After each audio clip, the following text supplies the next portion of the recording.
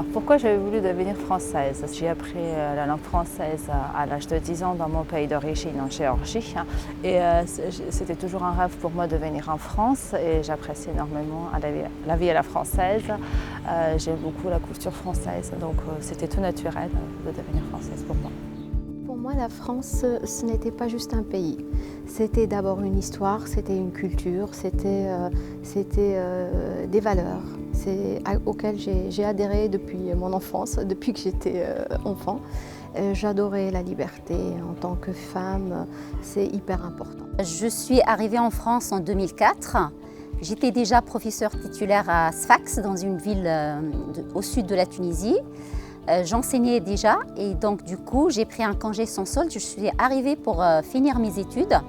Donc une fois nous avons fini nos études, il faut quitter la France. Et c'est là où donc du coup j'étais vraiment attachée à la France pour y rester, pour enseigner, pour poursuivre en fait mon parcours.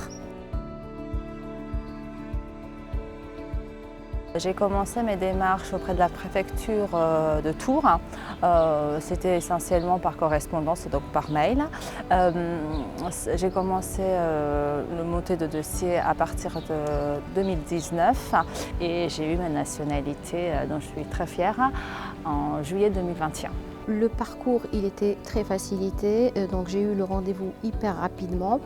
Les petits problèmes que j'ai eus, c'était pour récupérer les extraits de naissance et tout. Bon, voilà. Après, tout s'est bien terminé. Le processus a été vraiment très accéléré par rapport à la date de dépôt. Au début, j'avais obtenu la carte de 10 ans. Et donc, du coup, comme j'ai obtenu mon statut salarié, j'ai déposé une demande de naturalisation. Donc, la première était ajournée. Et la deuxième était favorable parce que j'ai obtenu, en attendant, j'ai obtenu une CDIsation de la part du rectorat.